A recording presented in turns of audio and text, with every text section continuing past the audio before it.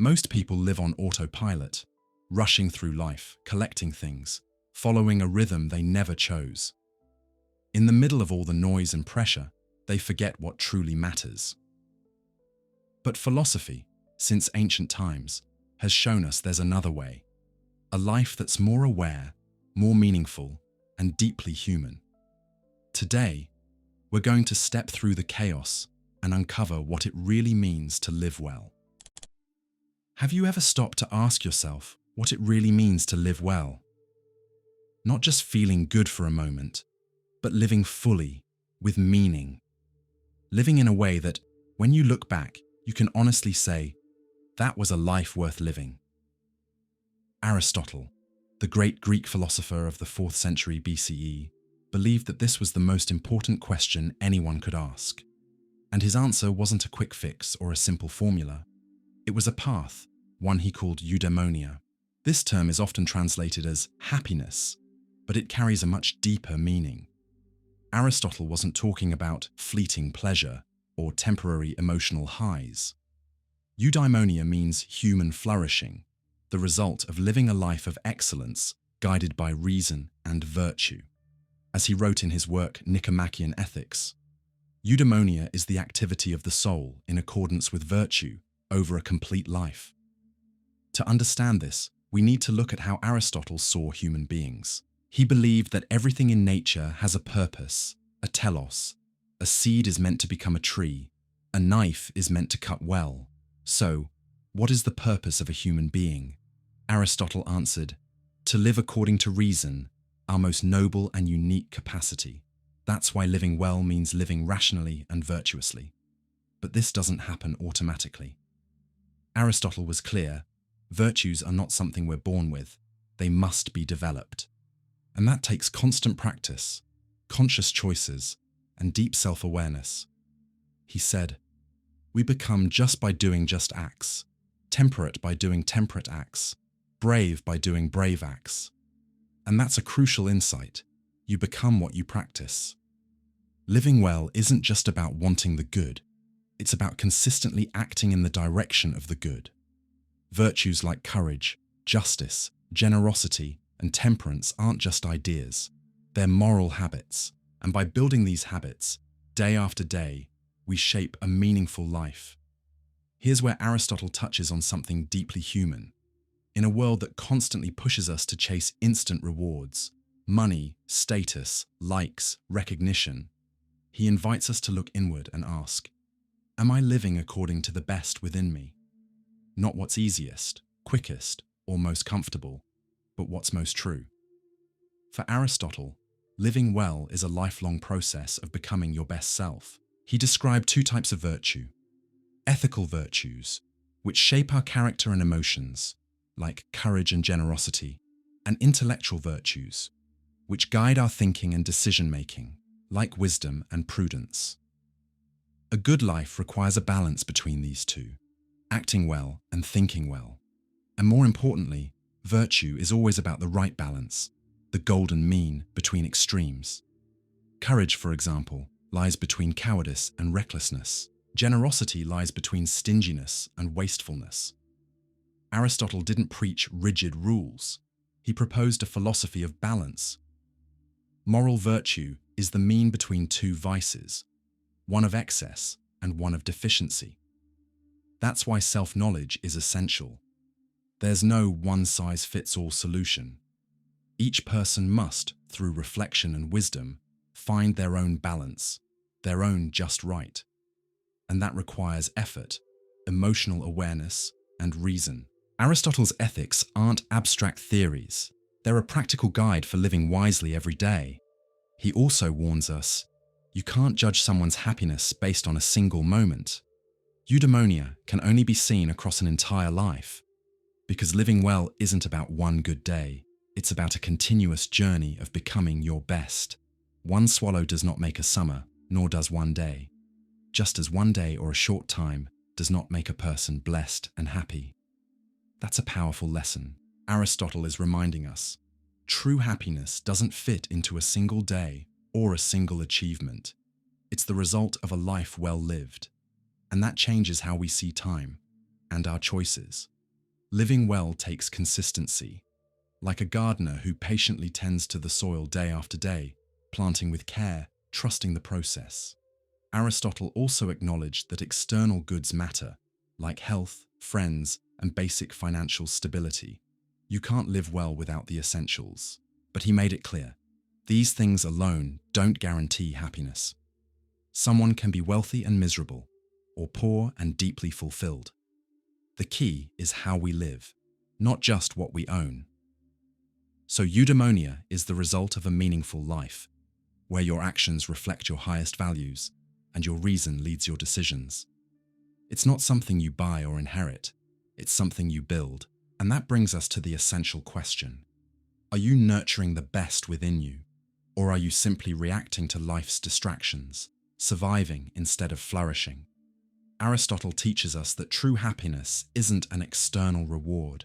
It's the reflection of a well-ordered soul, a life led by reason, grounded in virtue, and committed to the good. And that's within everyone's reach, as long as we're willing to live with intention, wisdom, and courage. For Plato, one of the greatest thinkers in Western philosophy, the question, how to live well, can't be answered without first asking, what is the good? In his work, The Republic, written around the 4th century BCE, Plato offers a bold and profound answer. The good is the highest idea, the one that gives meaning to existence, truth, and justice. To live well, then, is to let your soul be guided by the light of the good. And that takes self-knowledge, effort, and a constant search for truth. According to Plato, the world we perceive with our senses, the material world, full of change, flaws, and illusions, is not the true reality.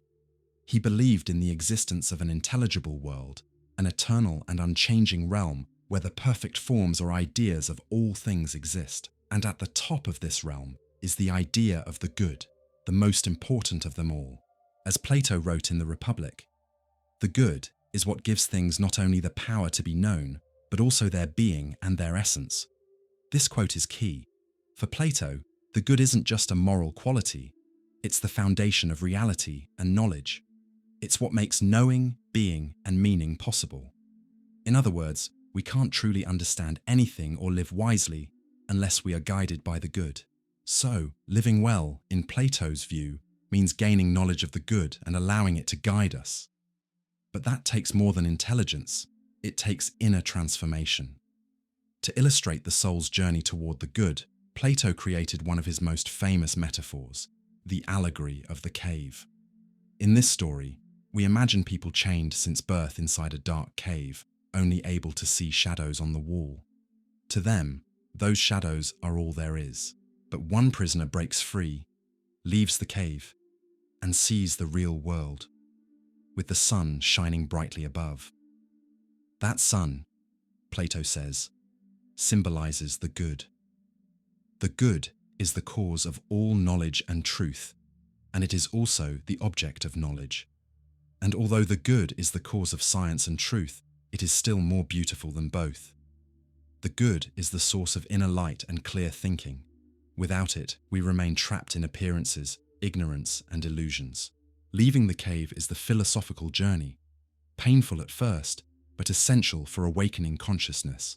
That's why Plato believed the philosophical life is the highest form of life. It's the one that seeks to see reality as it truly is. But knowing the good is not the final goal. For Plato, true wisdom must show itself in just living. Theory has to become practice. Real knowledge shapes character. That's why, in his ideal society, philosophers should be the rulers, because only those who know the good can rule with justice.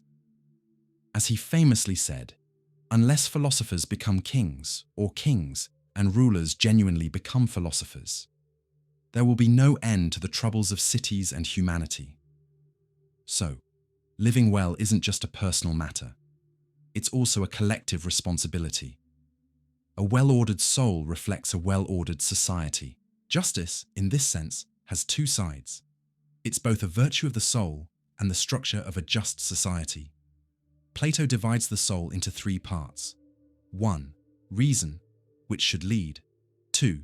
Spirit or will, which should support and protect. 3. Desire, which should follow and be disciplined.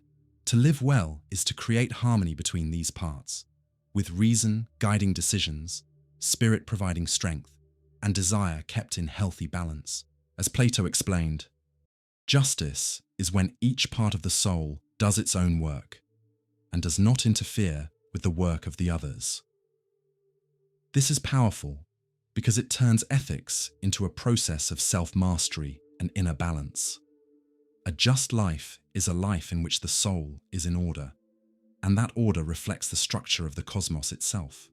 A good human being is someone who is aligned with the universal good, who doesn't live according to uncontrolled passions, but according to illuminated reason. This requires deep education, what Plato called paideia, the shaping of the soul through philosophy. For him, no one is born virtuous, but everyone has the potential to reach the good. That potential needs to be awakened, nurtured, and developed. And that's the true purpose of education. Not just teaching information, but shaping character and guiding the soul. That's why, for Plato, living well is a process of spiritual and intellectual elevation. It means leaving behind the world of shadows, the empty opinions, the seductive illusions, the fleeting pleasures, and moving toward light, truth, and the good. The soul must be turned, not because there's no power of seeing in it, but because it does not look the right way. This turning of the soul is the real meaning of philosophy, a radical shift in awareness toward what is eternal, beautiful, and just. To live well, then, is to live in the light of truth, in connection with the good, and with a deep commitment to justice, not as an external rule, but as a natural expression of a soul that has found its place in the world. And maybe Plato's greatest lesson is this: to live well is more than just living. It is to bring light to existence. It means letting the good, like the sun, reveal the true shape of life. It means living with integrity, clarity, and the courage to leave the cave of illusions behind. So now the question is simple and unsettling. Are you living guided by shadows or by the light of the good? In a world that often equates a good life with pleasure, success, or personal achievement, Immanuel Kant offers something radically different and profoundly demanding. To live well is to act morally, and that means acting out of duty, not out of self-interest. For Kant, the true moral worth of an action doesn't lie in its outcomes or in the feelings behind it, but in the intention with which it's carried out, in the pure commitment to do what is right, simply because it is right. It's a powerful challenge to think of a good life not as the pursuit of happiness, but as the capacity to be a free, rational, and moral agent. As Kant writes at the very beginning of Groundwork for the Metaphysics of Morals, nothing can possibly be conceived in the world which can be called good without qualification, except a good will. In other words, the most valuable thing in a human being is not intelligence, talent, or achievement, but the willingness to do what is right, just because it is right. This is the heart of morality for Kant, acting out of duty. And duty, he insists, doesn't come from outside, from rules, commands, or social norms, but from within, from what he calls practical reason, the inner capacity all of us have to recognize universal moral principles. That's where Kant introduces his most famous idea, the categorical imperative, a kind of moral compass that helps us know if an action is truly ethical. He expresses this principle in different ways, but one of the most well-known versions is, act only according to that maxim, whereby you can at the same time will that it should become a universal law. That might sound abstract, but here's how it works in real life. Let's say you're thinking about lying to get out of an awkward situation. Kant would have you ask, what if everyone lied in this situation? Could I accept a world where that was a universal rule? If the answer is no, if that kind of behavior, when universalized, would destroy trust or moral order, then it's not ethical. Even if the lie gives you a quick benefit, it's not moral. And therefore, It's not part of a good life. Kant forces us to rise above personal convenience and look at what is rationally just and universally fair.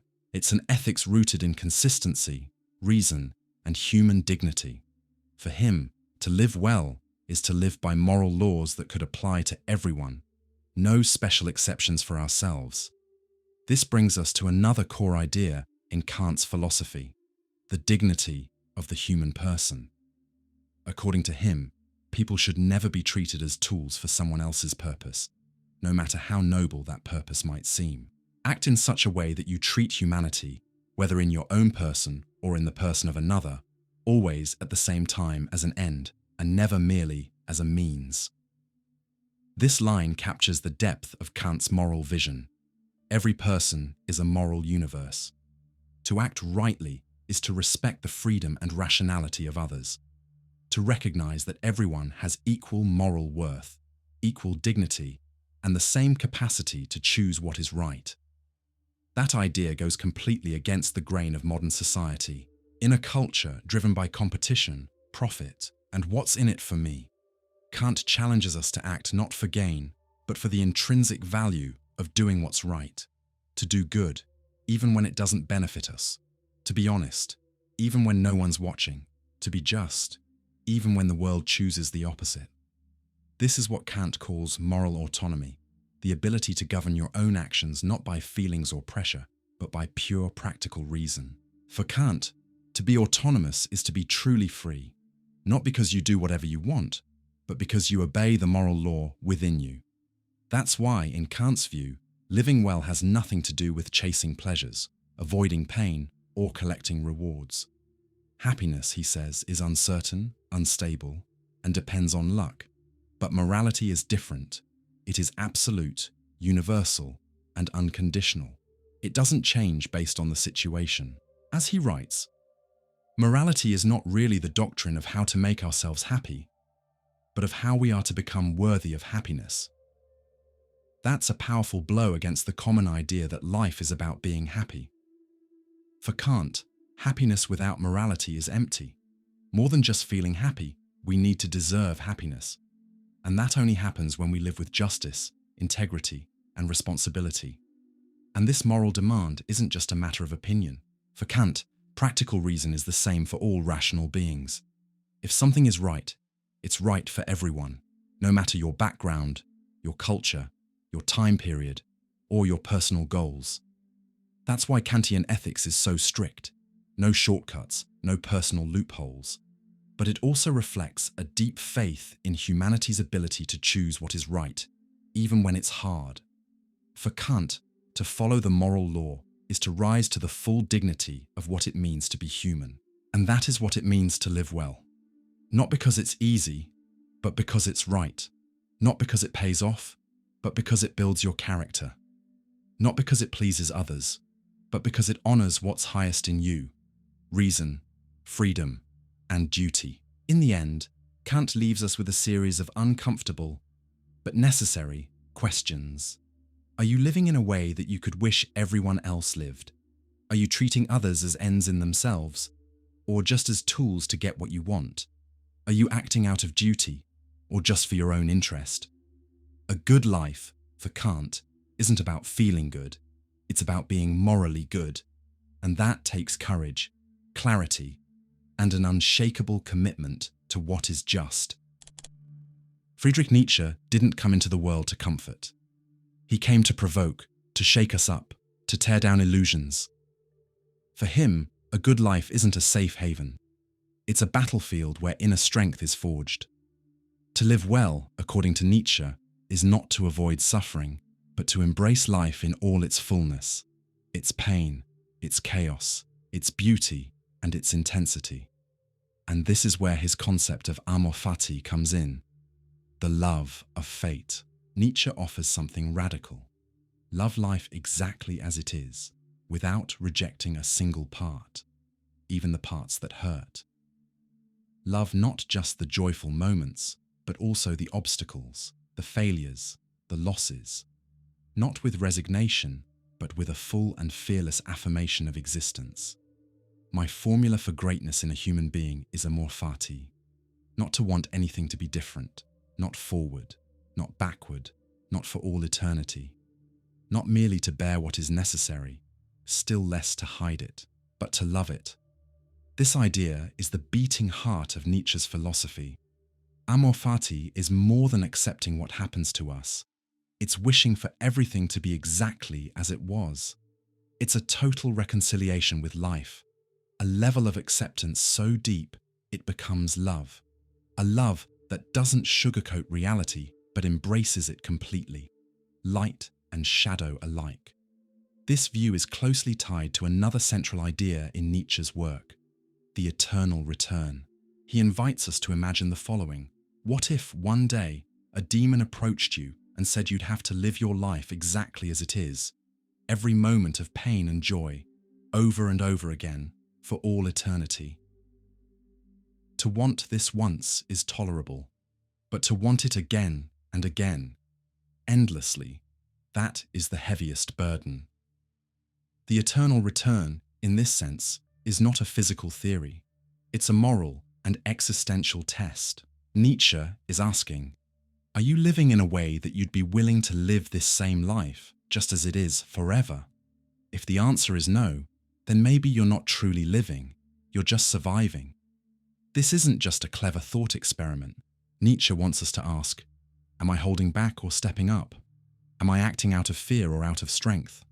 Am I betraying my own desire to live fully?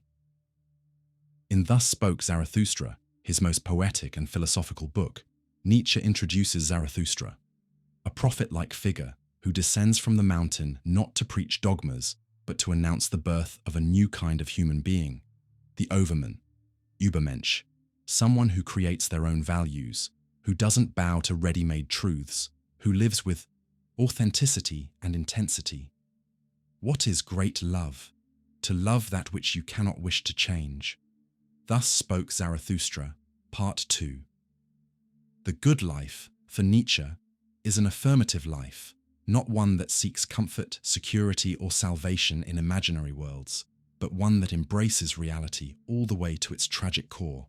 That means breaking away from traditions that deny life, like blind moralism, resentment, and the hope for some paradise beyond.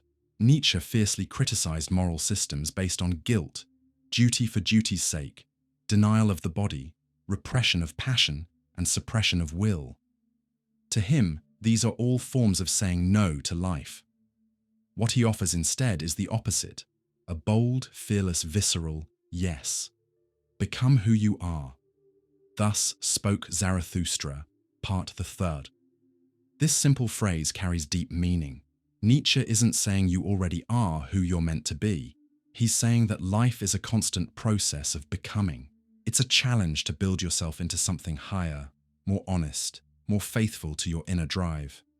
What he called the will to power, the creative force that pushes us to grow, to overcome, and to shape our lives. In that sense, living well isn't about obeying rules or fitting into molds.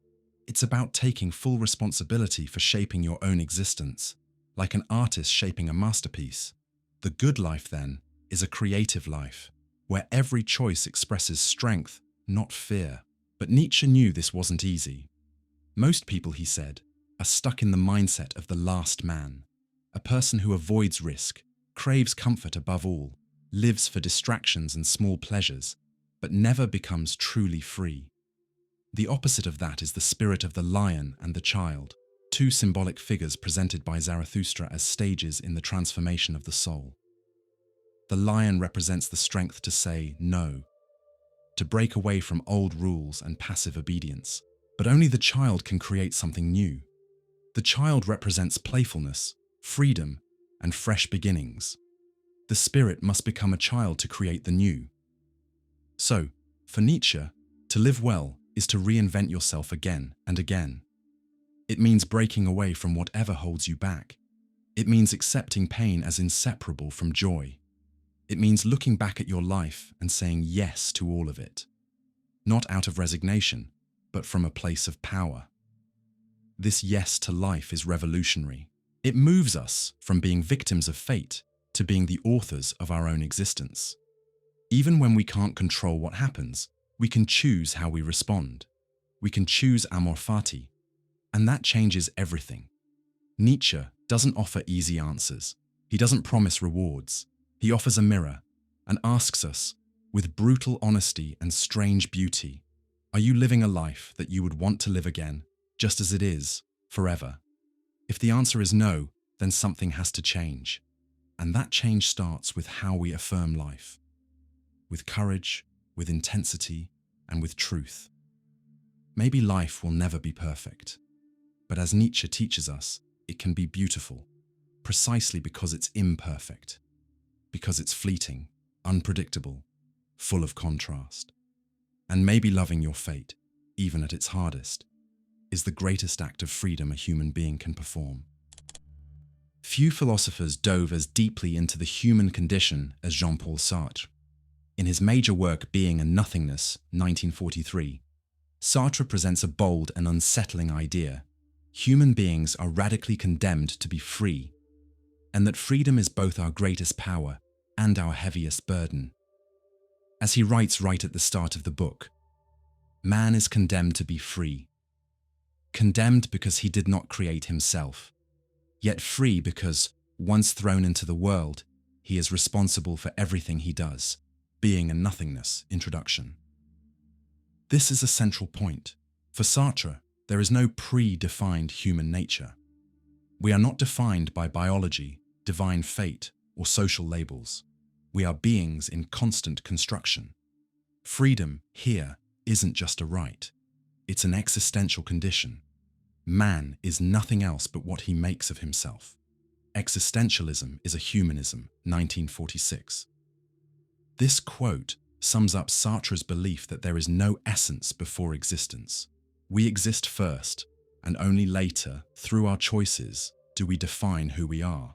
So, living well isn't about following some fixed model. It's about living authentically by recognizing and embracing our freedom. But this radical freedom comes with a cost. It throws us into an uncertain world without clear answers. Sartre calls this anguish and explains, anguish is the awareness of our total freedom and the responsibility that comes with it. Being and Nothingness Part 2, Chapter 1. Anguish isn't something to cure or avoid, it's something to confront. It reveals the truth of our existence. There are no excuses. We are completely responsible for our actions, for who we become, and for the life we lead. Still, many people run from that responsibility. They hide behind social roles, traditions, routines, even their own jobs or titles. Sartre calls this behavior bad faith, mauvaise foi, a form of self-deception where we pretend we're not free, just to escape the weight that freedom brings. Bad faith is a flight from freedom, an attempt to become something you're not, by playing a role, adopting a label, or wearing a mask. Being and Nothingness, Part 1, Chapter 2. To live well, then, is to do the opposite of bad faith. It's to live authentically. It's to take full ownership of your life, without blaming others or hiding behind excuses. It's to look yourself in the eye and say, I am what I choose to be. This isn't a solitary journey. Sartre knew we live among others, and that brings tension. One of his most famous and misunderstood lines comes from his play No Exit, 1944. Hell is other people. No Exit, Act 1. This doesn't mean Sartre hated people. What he meant is that others see us, judge us, and reduce us to labels, turning us into objects in their view. And if we're not careful, we start living for how others see us, instead of living from our own freedom. So, living well also means resisting the urge to be defined from the outside. It means affirming who you are from the inside. It's not about pleasing others or fitting in. It's about building yourself with honesty. Sartre wants us to understand that human existence comes with no preset meaning.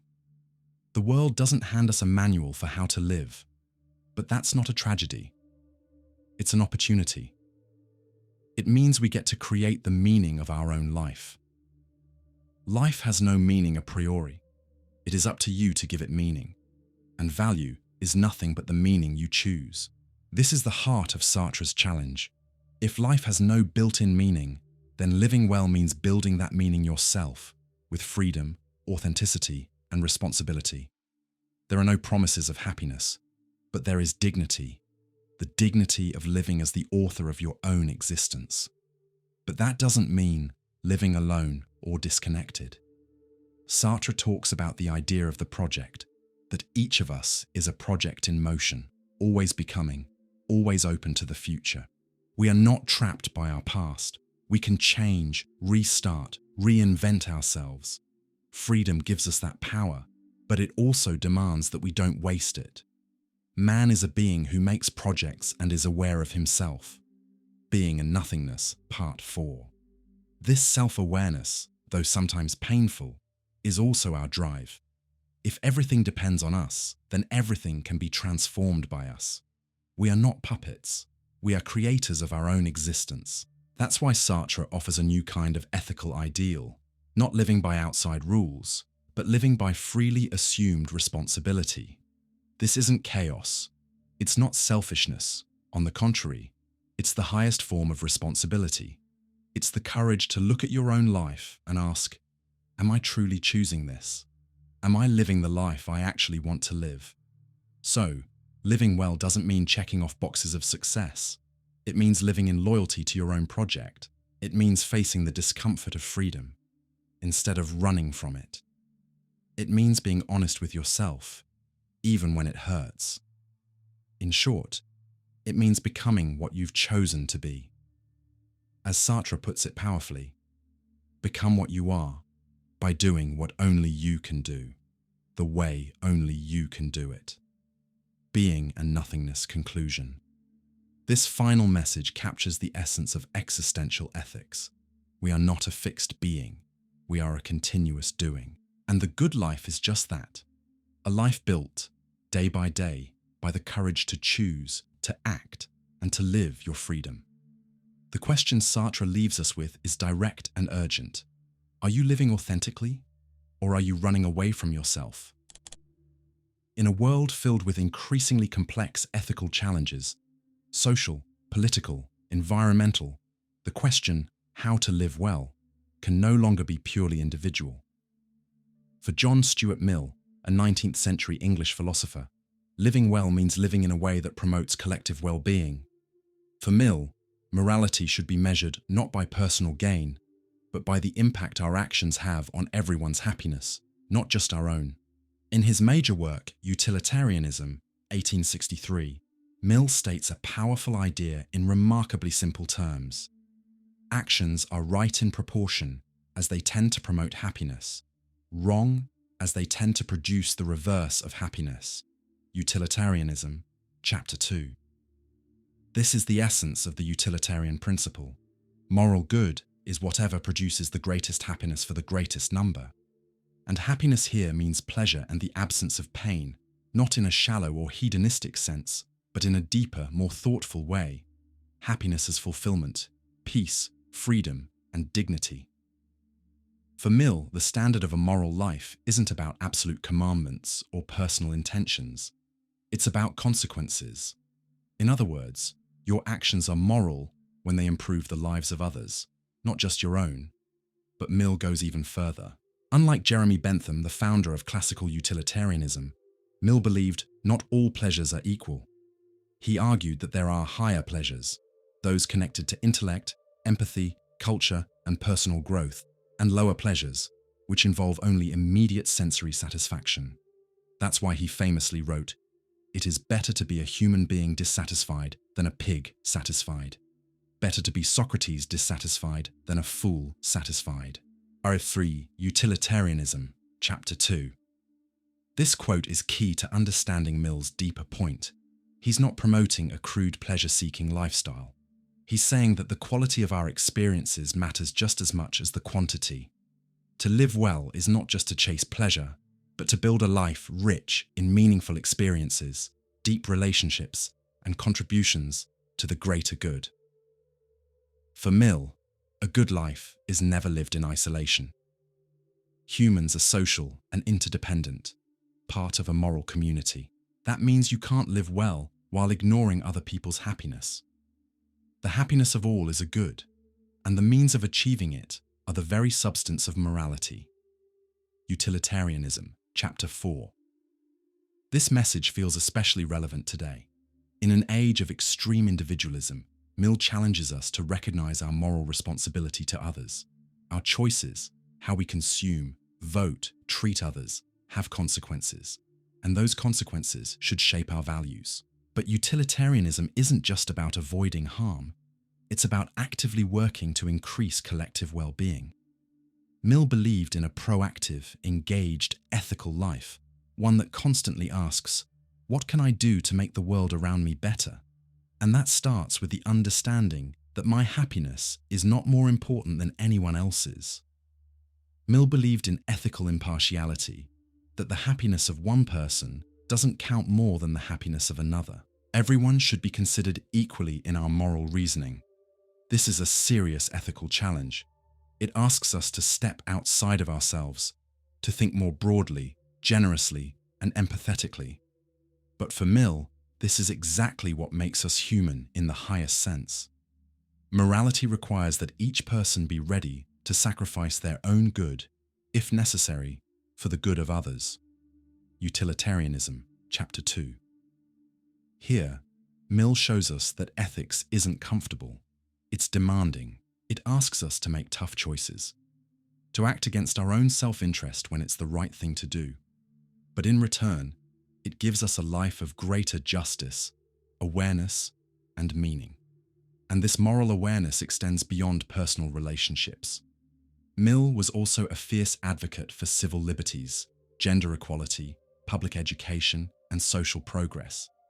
He believed morality only truly matters when it translates into more just and inclusive systems. Liberty is one of the essential ingredients of human well-being.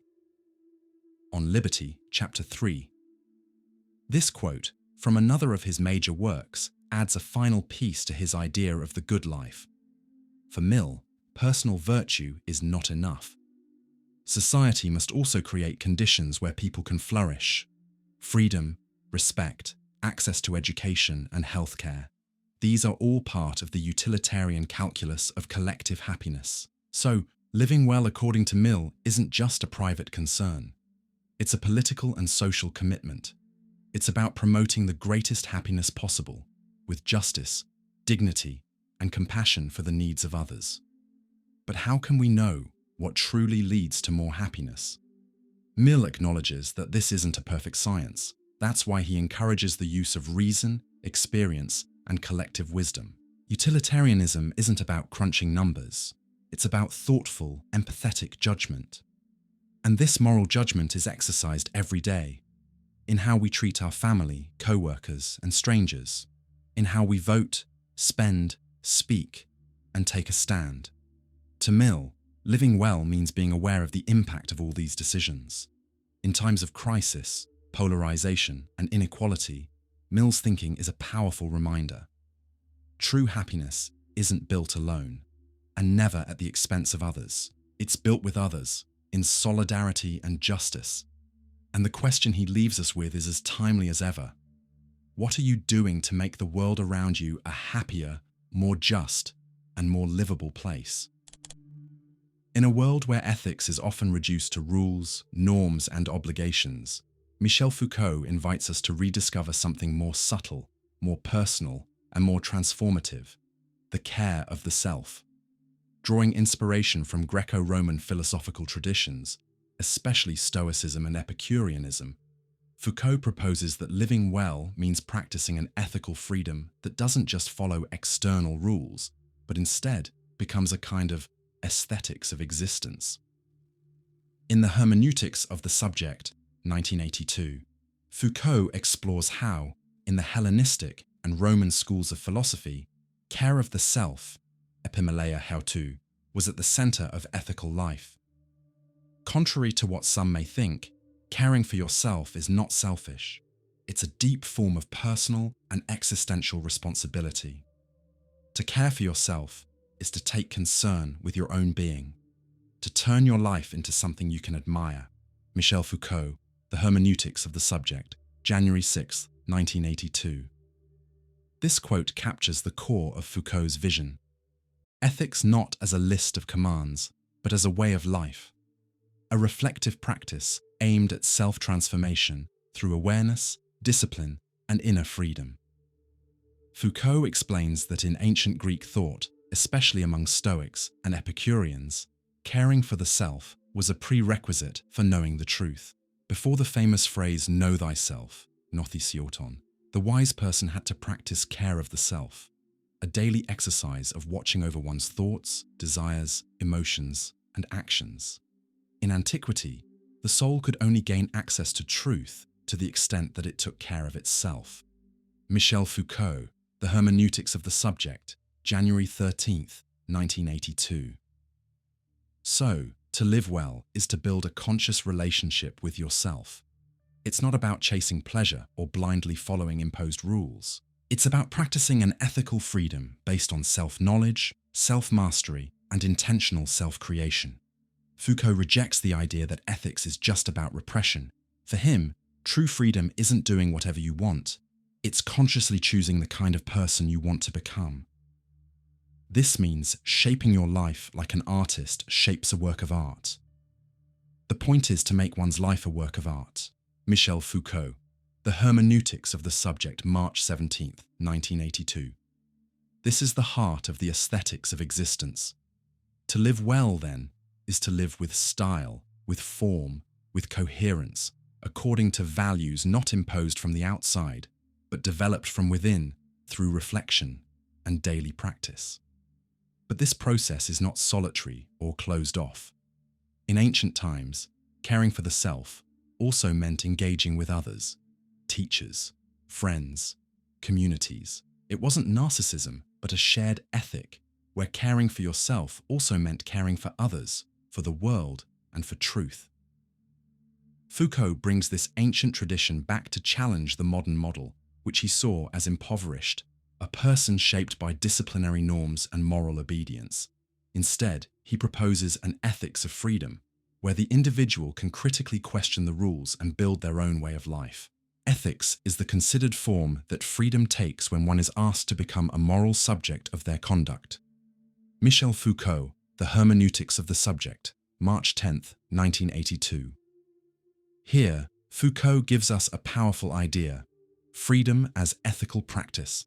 It's not about random choices, but about consciously committing to become a moral subject, with responsibility, thoughtfulness, and consistency.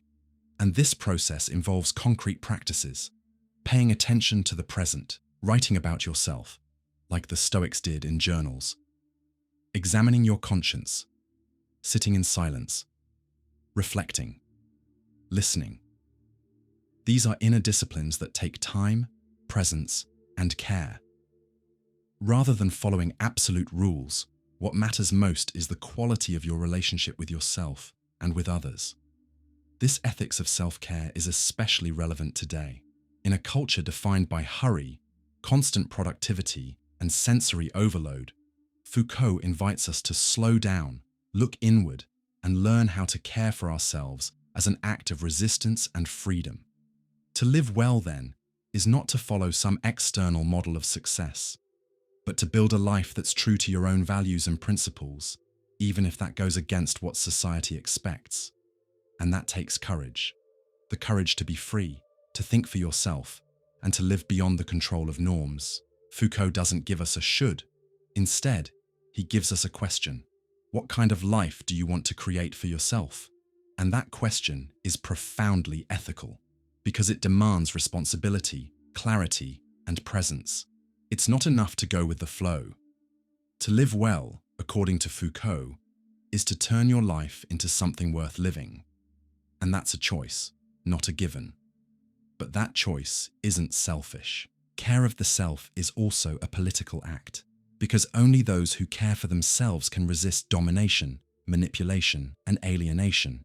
In this sense, ethics becomes a space of critical freedom. Freedom is not a natural right, it must be practiced. Michel Foucault, The Hermeneutics of the Subject, February 17, 1982. And this practice of freedom is what makes life feel full. It turns existence into something conscious, active, creative. It reminds us that even in the hardest circumstances, we still have the power to choose how to live, how to resist, and how to care, for ourselves, for others, and for the world. The good life, for Foucault, is one that doesn't settle for repeating old patterns. It's a life that invents new ways of being, that questions the rules, that experiences truth through transformation. The question he leaves us with isn't, how can I obey better? But rather, how can I care for myself in a way that makes me more free, more true, more whole? When we hear the word pleasure, we often think of excess, indulgence, a life focused on consumption and instant gratification. But for Epicurus, a Greek philosopher from the 4th century BCE, true pleasure has nothing to do with that. On the contrary, to live well is to live with moderation, wisdom, and peace of mind, free from pain and mental disturbance. This deep inner peace has a name in Greek, ataraxia, and it's at the heart of Epicurean philosophy. We call pleasure the beginning and the end of a happy life. It is the first and natural good. Epicurus, letter to Minucius. But it's essential to understand what Epicurus really means by pleasure. He's not talking about luxury, wild partying, or chasing thrills. True pleasure for Epicurus is the pleasure of calm, the absence of physical pain, aponia, and the tranquility of the soul, ataraxia. It's a state of balance, simple contentment, and conscious living. For Epicurus, many people make the mistake of seeking pleasure in the wrong places. In endless desires, the pursuit of wealth, power, fame, or the constant need to escape pain. But he teaches that we don't need much to live well. The secret lies in understanding the difference between natural and necessary desires, and those that are empty or harmful. Some desires are natural and necessary, others are natural but not necessary, and others are neither natural nor necessary, but come from vain opinions. Epicurus, letter to Minucius. This distinction is key. Natural and necessary desires, like eating, drinking, resting, and having true friends, are simple to fulfill and bring us peace. Natural but unnecessary desires like gourmet food or luxury can be pleasant but aren't essential. Unnatural and unnecessary desires like fame, power, or excessive wealth often trap and control us. So, living well means living wisely, cutting out what's unnecessary and focusing only on what truly brings peace to the soul. It's not the one who has little who is poor, but the one who always wants more. Epicurus, Fragment 25. This philosophy is deeply freeing. It invites us to slow down, look inward, and realize that the source of happiness isn't outside of us. It's in how we relate to our desires. And this is where Epicurus shows his brilliance. He saw that fear is one of the main sources of inner disturbance. Fear of pain, fear of the gods, fear of death. So his philosophy is not just about pleasure, it's also a therapy for the soul. One of the biggest human fears is the fear of death, but Epicurus offers comfort. Death is nothing to us, for when we exist, death is not present, and when death is present, we no longer exist. Epicurus, letter to Minucius. This is one of the most famous and liberating phrases in ancient philosophy. For Epicurus, we shouldn't fear death, because death isn't something we experience. It's simply the end of experience. The fear of death disturbs us, but it shouldn't. It only has power over us when we falsely believe that living longer means living better. But the true quality of life isn't in how long we live. It's in how we experience life with peace and presence. The same goes for the gods. Epicurus didn't deny their existence, but believed that they live in perfect peace, ataraxia, and don't interfere in human affairs. So we shouldn't fear divine punishment or the afterlife. Those fears, he said, come from ignorance and superstition. His philosophy is a path to inner freedom. The fewer fears and uncontrolled desires we have, the freer and happier we become. To live well is, above all, to live in peace with yourself, and that doesn't mean isolating yourself from the world. In fact, Epicurus placed great value on friendship, one of the greatest sources of pleasure and security in life. Of all the things that wisdom provides for a happy life, by far the most important is friendship. The Epicurus, Fragment 27.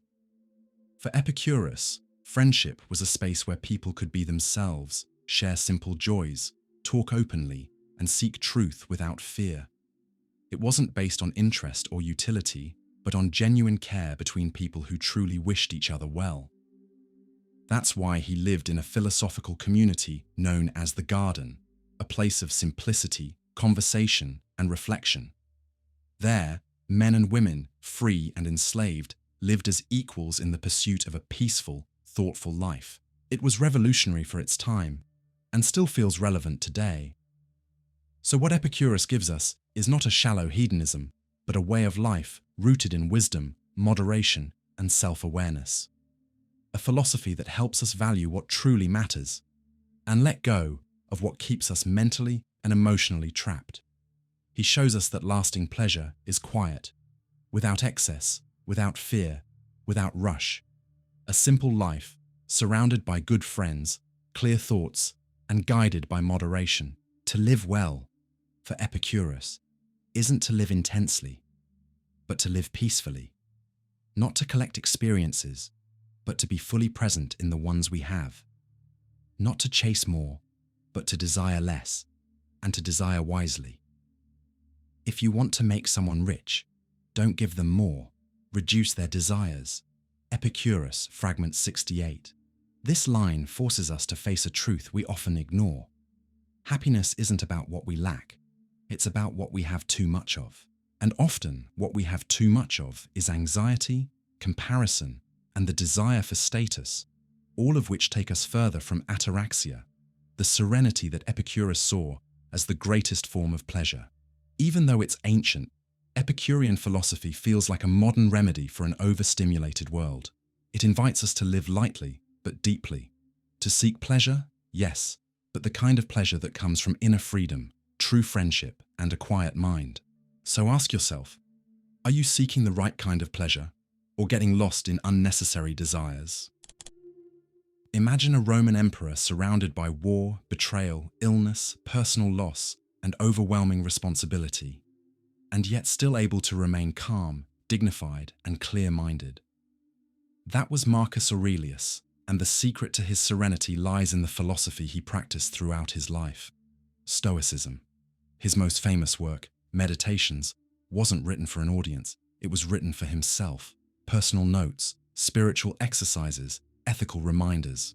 In them, he teaches us that to live well is to live according to reason, virtue, and acceptance of fate, and that true freedom isn't about controlling the world, but about controlling yourself. You have power over your mind, not outside events. Realize this, and you will find strength. Marcus Aurelius, Meditations. This line captures the heart of Stoic philosophy, the distinction between what depends on us and what doesn't. Marcus Aurelius, like all Stoics, believed the key to a good life is to focus on what's within our control, our thoughts, our choices, our actions, and to accept with calm whatever is outside of it: time, death, other people's opinions, loss, and the unexpected. The happiness of your life depends upon the quality of your thoughts. Marcus Aurelius, Meditations. To him, living well meant cultivating a just, rational, and steady mind, even in the middle of chaos. True freedom isn't political or material, it's internal. It's the ability not to be ruled by passions, fears, or impulsive desires. Marcus Aurelius was deeply aware of how fragile life is. He saw life as short, uncertain, and always changing, and that's exactly what made it precious. Stoicism doesn't teach us to deny hardship. It teaches us to face it with dignity and wisdom. Do not act as if you were going to live 10,000 years. Death hangs over you. While you live, while it is in your power, be good. Marcus Aurelius, Meditations. This sense of urgency isn't pessimism, it's freedom. When we understand that life is finite, we stop postponing what truly matters. And for Marcus Aurelius, what truly matters is to live with virtue, that is, with justice, courage, temperance, and wisdom. In Stoic tradition, virtue is the highest good. The goal of life isn't to chase pleasure or avoid pain, but to act with integrity, stay true to reason, and live with character. Marcus didn't believe power, fame, or wealth were signs of a good life. For him, our value lies in our character, not our circumstances. A man's worth is measured by the things he pursues. Marcus Aurelius, Meditations. So, what should we pursue? According to Marcus, we should aim to be good to others, act with humility, and never respond to wrongdoing with more wrongdoing.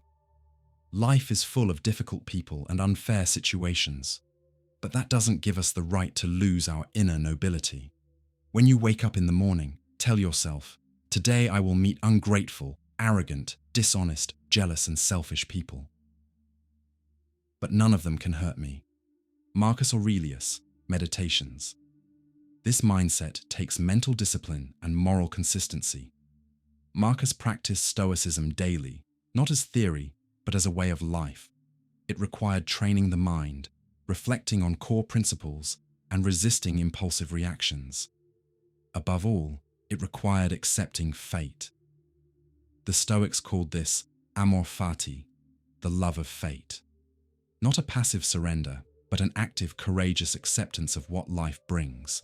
Marcus reminds us that the universe has its order, and everything that happens, even suffering, is part of a greater whole we don't fully control. Receive without pride, let go without attachment, accept whatever happens as if you had chosen it, because within you is the power to accept it. Marcus Aurelius, Meditations. This attitude doesn't make us cold, it makes us strong. When we stop fighting the inevitable and focus on our own behavior, we discover an inner freedom that nothing can take away. Not pain, not injustice, not even death. And when it comes to death, Marcus Aurelius had a calm, almost poetic view. He didn't fear it. He saw it as a natural part of life, not the end of a good life, but its final chapter, if we've lived with virtue. It is not death that a man should fear, but never beginning to live truly. Marcus Aurelius, Meditations. That quote makes us pause and reflect. Are we really living, or are we just reacting, surviving, getting lost in things we can't control?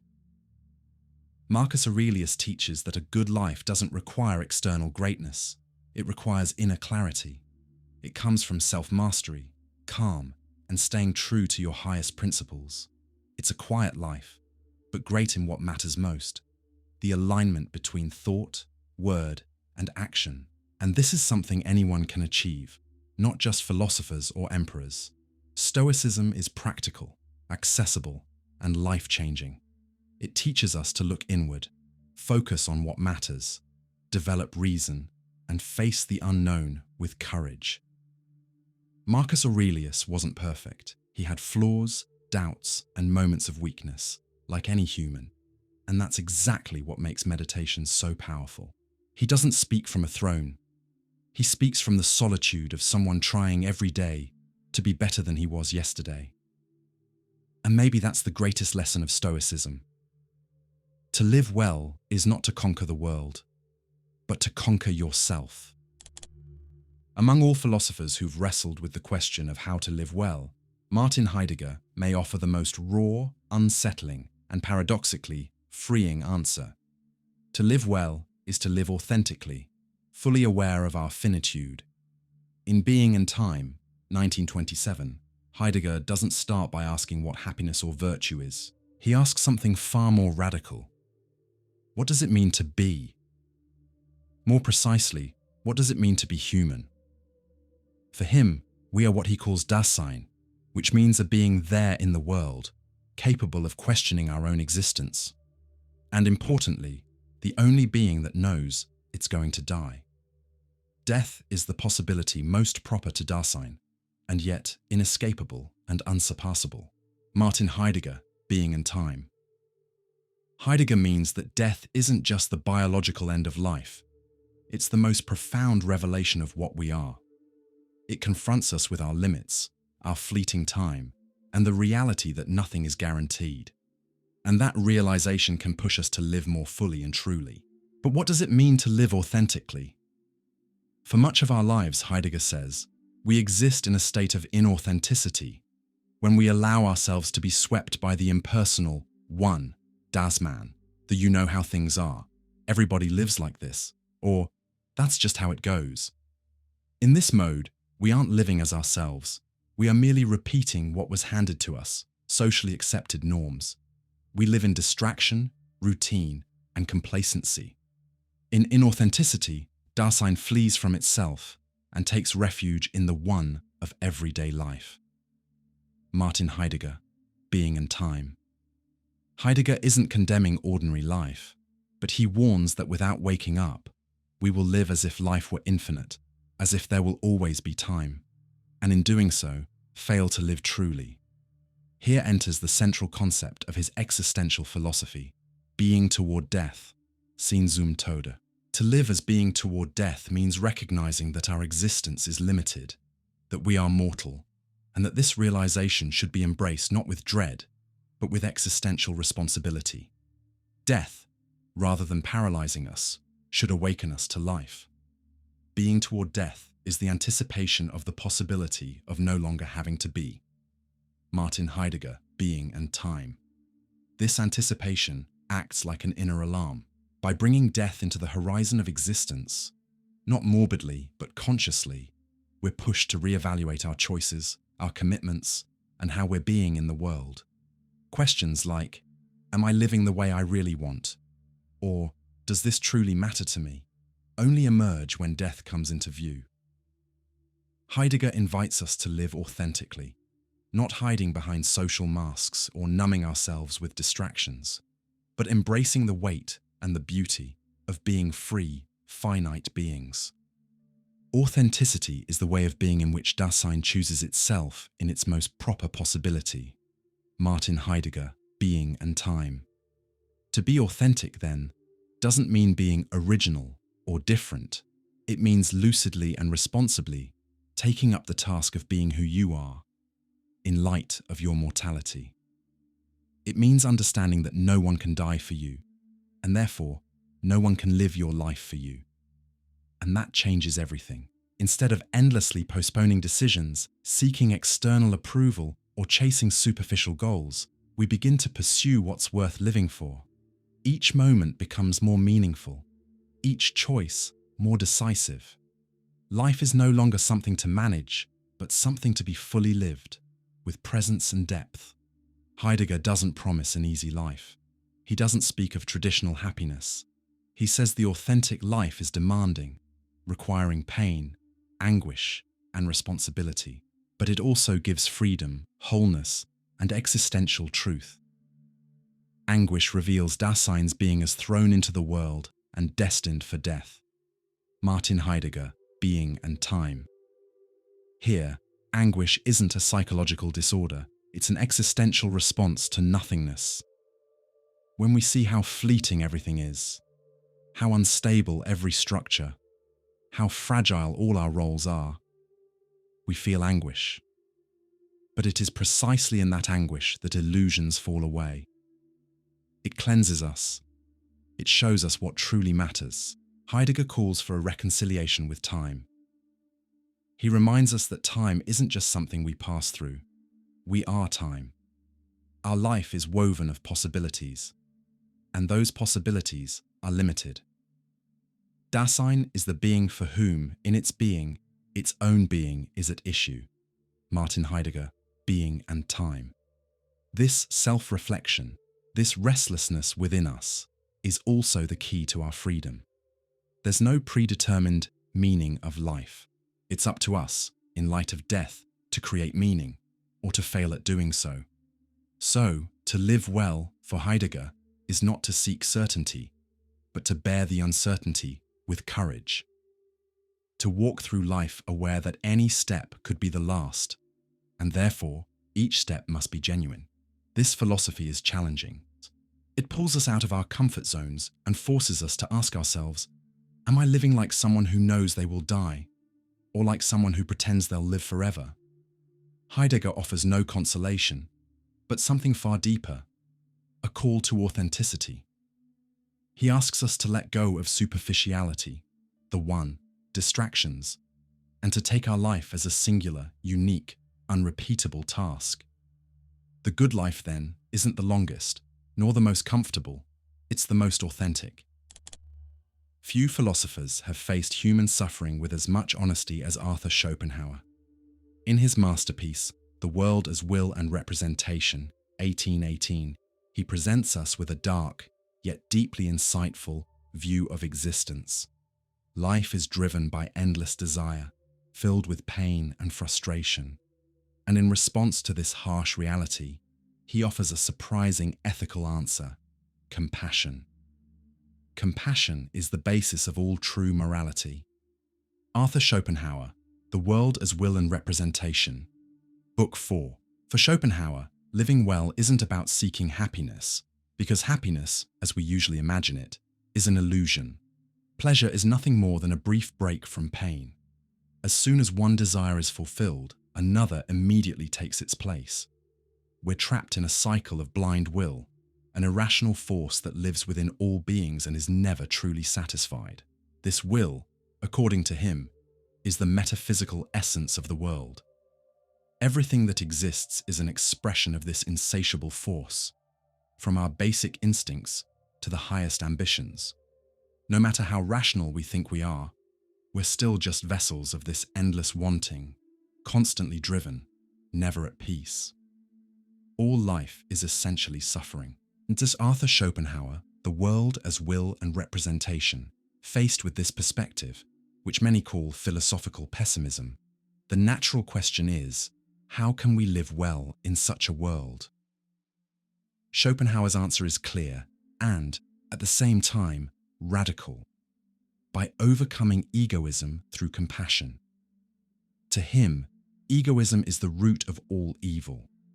It's the illusion that we're separate from others, that our own pain matters more, that our desires should be fulfilled at any cost. The egoist is fully attached to the will, and because of that, they live in constant conflict, frustration, and suffering. But there are rare moments when that separation breaks down. Moments when we feel someone else's pain as if it were our own. In that moment, something profound happens. The ego dissolves. And from that recognition, the only true foundation of morality emerges: compassion. Compassion is the denial of egoism. It is the awareness that all beings, in essence, are one. That. Arthur Schopenhauer, The World as Will and Representation. Book 4. This idea is at the heart of Schopenhauer's ethics. He believed there are no solid rational foundations for morality. Kant tried to build an ethical system based on reason and duty, but Schopenhauer found that cold and insufficient. Duty alone doesn't touch the heart.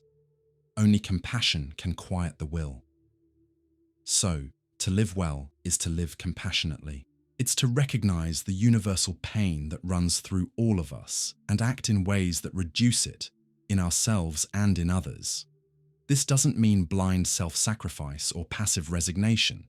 It means developing a deep ethical sensitivity rooted in empathy. Interestingly, Schopenhauer didn't limit compassion to humans. He was one of the first Western philosophers to seriously defend animal ethics. To him, all living beings are expressions of the same will, and therefore deserve moral consideration. Compassion for animals is intimately associated with goodness of character, and it may be confidently asserted that he who is cruel to animals cannot be a good man. Arthur Schopenhauer, Supplements to the World as Will and Representation, Chapter 19. This view expands the scope of ethics. It asks us to rethink our role in the world, not as dominators, but as part of a shared web of existence. To live well, in this light, is to live with humility, awareness, and respect for all forms of life. But Schopenhauer goes further. He believes that the great sages, like the Buddha, move beyond compassion and reach a radical denial of the will. They understand that all desire leads to suffering, and so they let go of it. They embrace asceticism, seek inner stillness, and aim for peace through detachment. The denial of the will is the only path to salvation. Arthur Schopenhauer, The World as Will and Representation. Still, Schopenhauer admits that not everyone can, or even wants to, follow such an extreme path. For most of us, the practical way forward is a life of compassion, and even that is a form of liberation.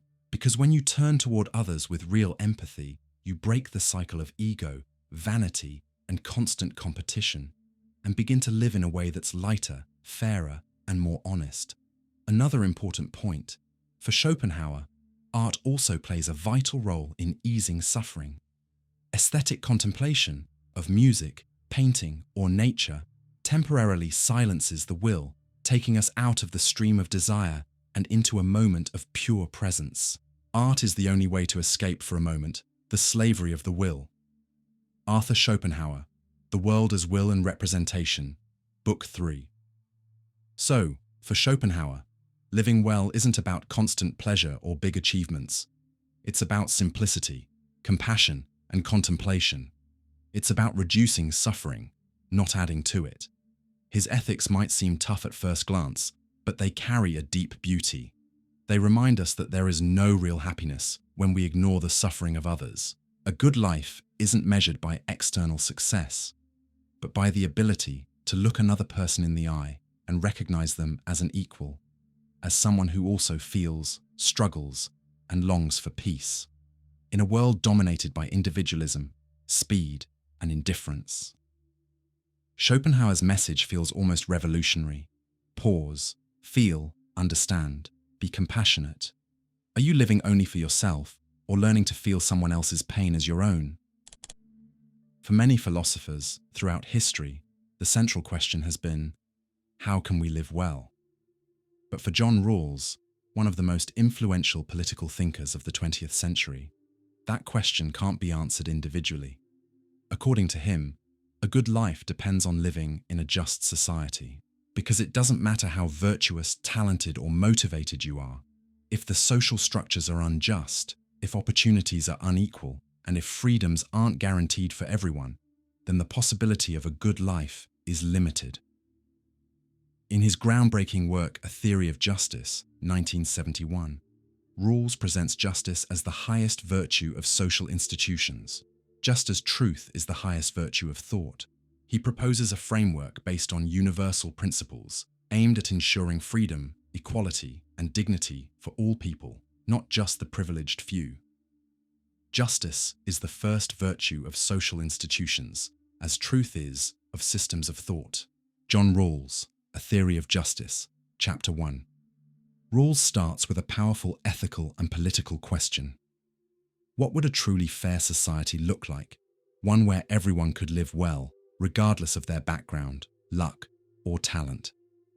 To answer it, he proposes a now famous thought experiment, the original position behind a veil of ignorance.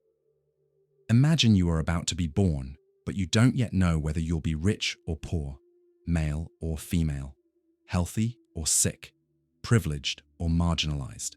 You know nothing about your future social status.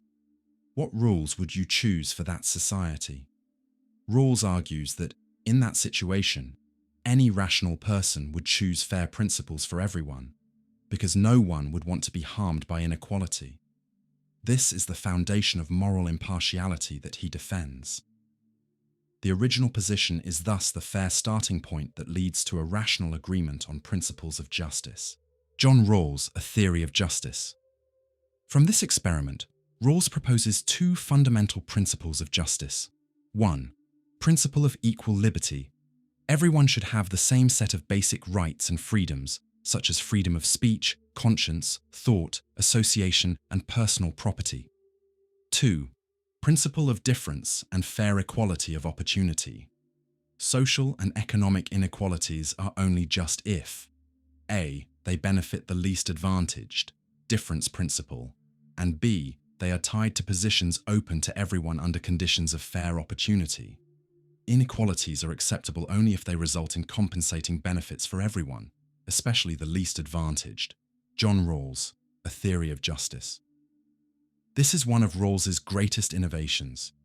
He doesn't call for eliminating all inequalities, but demands that they must be justified from the viewpoint of those at the bottom of the social ladder. Justice, for him, isn't about giving the same to everyone, but making sure no one is left behind. Everyone should have a real chance to flourish, no matter where they come from. His theory is deeply ethical, but also extremely practical. It serves as a guide to evaluate public policies, economic systems, and institutions. Rawls challenges us to ask, do today's laws benefit only a small elite, or do they promote the common good? And this leads to his most important message. A good life, for Rawls, isn't just a private matter. It's a collective one. You can be virtuous, intelligent, and hardworking. But if you're born into an unjust society, your freedom will be limited, your opportunities scarce, and your dignity constantly at risk. That's why building a just society is essential for personal fulfillment. Individual ethics can't ignore the social structures that surround us. Justice is the foundation for any meaningful life plan. The basic structure of society profoundly affects the life prospects of everyone. John Rawls, A Theory of Justice. Rawls doesn't ignore reality. He knows we live in societies full of conflicting interests. But instead of enforcing a single model of a good life, he defends what he calls reasonable pluralism. Each person should be free to pursue their own idea of a good life, as long as it respects the principles of justice for all. This reinforces the importance of tolerance, respect for difference, and peaceful coexistence. Justice, then, is not just about distributing resources, it's also about protecting fundamental freedoms, creating space for dialogue, and embracing diversity. Rawls also introduces the concept of an overlapping consensus. Even if people disagree on religion, philosophy, or morality, they can still agree on principles of justice to govern their shared lives. This is key for democratic societies, where value conflicts are inevitable. A well-ordered society is one in which free and equal citizens accept, and know that others accept, the same principles of justice. John Rawls, A Theory of Justice. This idea feels especially urgent today. In a world marked by polarization, growing inequality, and institutional crises, Rawls reminds us that shared justice is the foundation of peaceful coexistence. Without it, there is no real peace.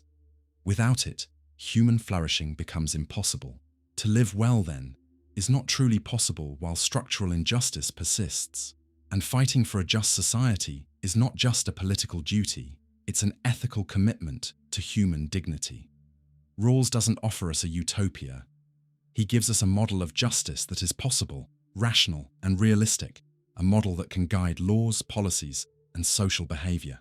He reminds us that a truly good life doesn't happen in isolation, but in communities where everyone has the chance to live with freedom, respect, and opportunity. And he leaves us with one simple but powerful question. Would you be willing to trade places with the most vulnerable person in the society you support? If the answer is no, then something needs to change. Because a good life, to truly be good, must also be good for others. When we think about what it means to live well, we often associate it with control, planning, and the ability to shape our own path through effort and virtue. But what happens when life surprises us? What happens when tragedy strikes, even when we've done everything right? These are the kinds of questions that contemporary philosopher Martha Nussbaum invites us to face with courage and sensitivity. She urges us to think about something traditional ethics often ignores: human vulnerability.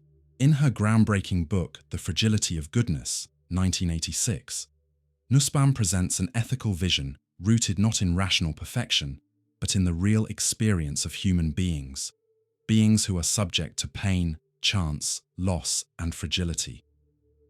Virtue alone is not enough to guarantee a good life. Luck can destroy it. Martha Nussbaum, The Fragility of Goodness, Introduction. This quote captures one of the core ideas of Nussbaum's philosophy. Ethics must acknowledge the unpredictable nature of life. More than that, it must learn to engage with this fragility without denial and without relying on rigid moral systems. Nussbaum draws from a deep reading of Greek philosophy, especially thinkers like Sophocles, Plato, Aristotle, and other ancient tragedians. She shows how the classical tradition understood that even the most virtuous individuals are vulnerable to fortune, to suffering, to forces beyond their control.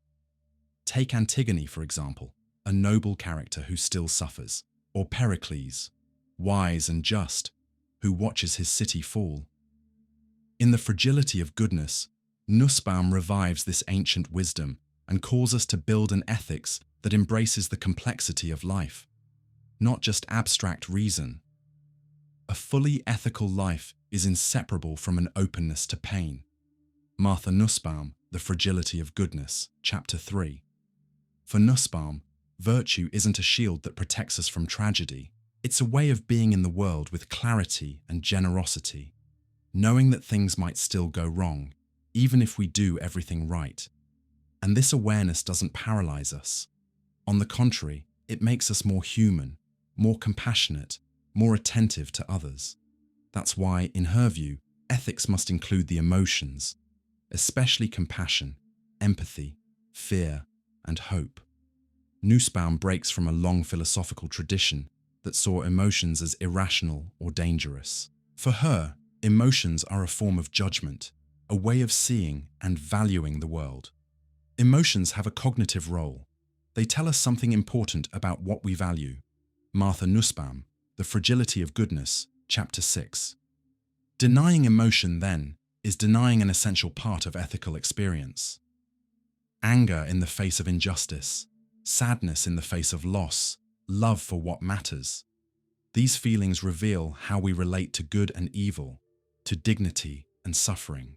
Living well, according to Nussbaum, doesn't mean being immune to pain. It means living fully aware of our own vulnerability and the vulnerability of others. It means acting with responsibility, yes, but also with humility.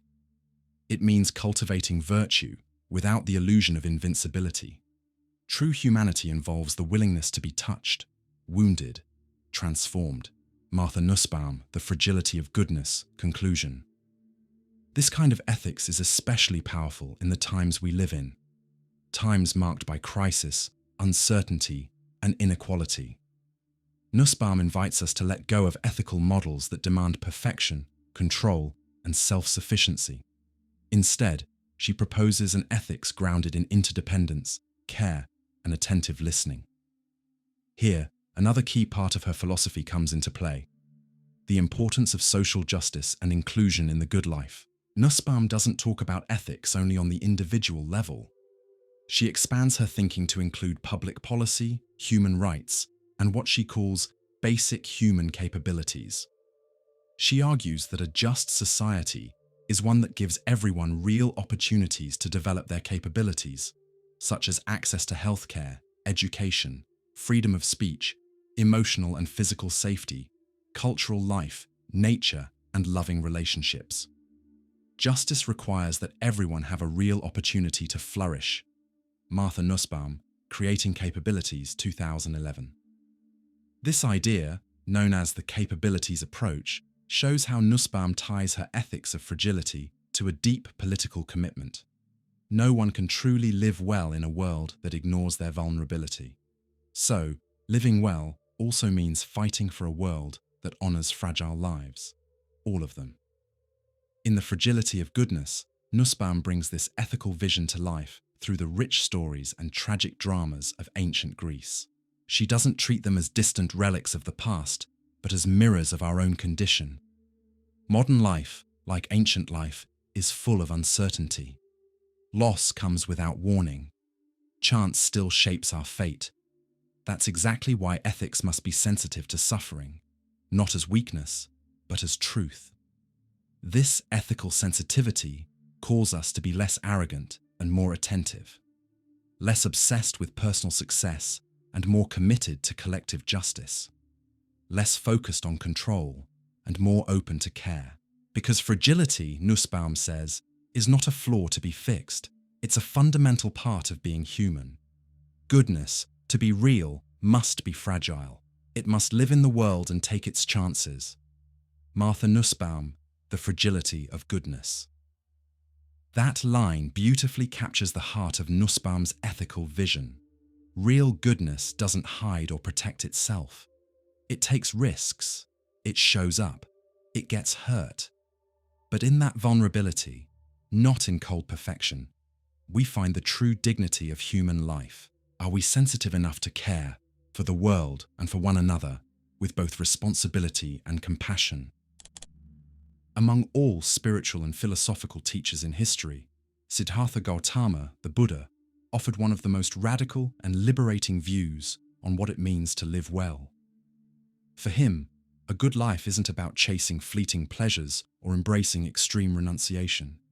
It's about a path of balance, wisdom, and compassion. A path that leads to the end of suffering and the liberation of the mind, a state called nirvana. Buddha's teaching begins with a deeply human and straightforward insight. Life is suffering. Dukkha, First Noble Truth, Samyutta Nikaya. But what did he mean by that? Suffering, in this context, isn't just about physical pain or sadness. Dukkha means dissatisfaction, impermanence, and instability. It's the constant discomfort of living in a world where everything changes, where nothing lasts, and where even the things we desire are short-lived.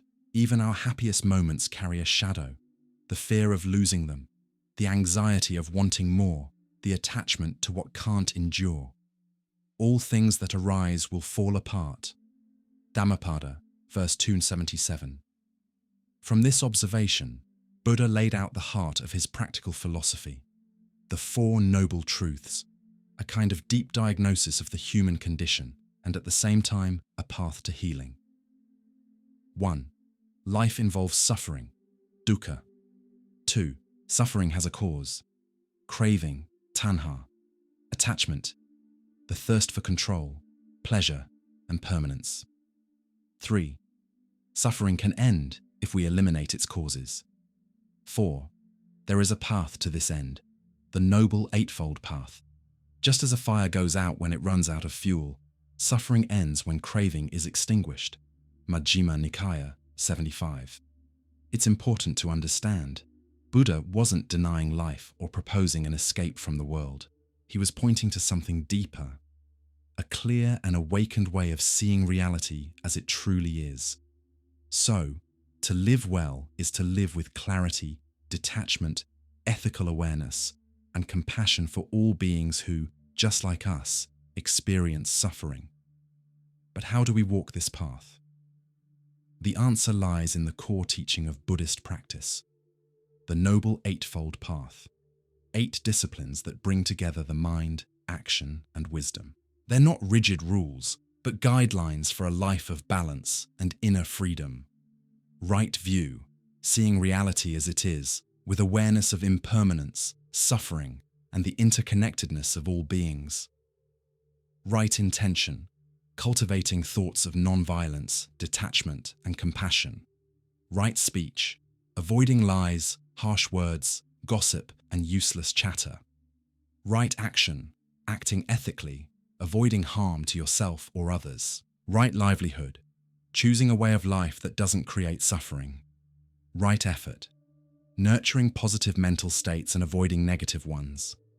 Right mindfulness, being present in the here and now, aware of the body, emotions, and thoughts.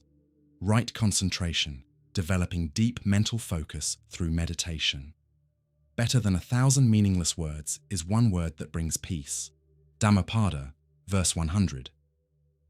These teachings lead us to a path of inner transformation, not just moral, but existential and spiritual.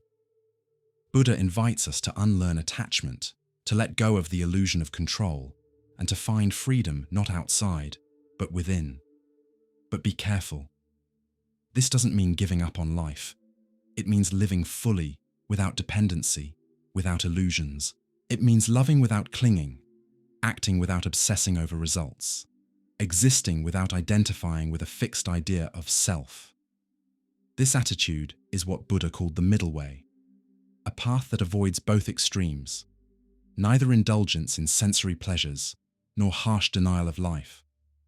There are two extremes a seeker must avoid: indulgence in sensual pleasures and harsh self-denial. The middle way leads to insight, wisdom, peace, and enlightenment. Dhammacakka Pavatana Sutta. This wisdom is born from self-knowledge, from carefully observing the mind, from the practice of meditation, and above all, from a living ethic that becomes compassion, generosity, and non-violence.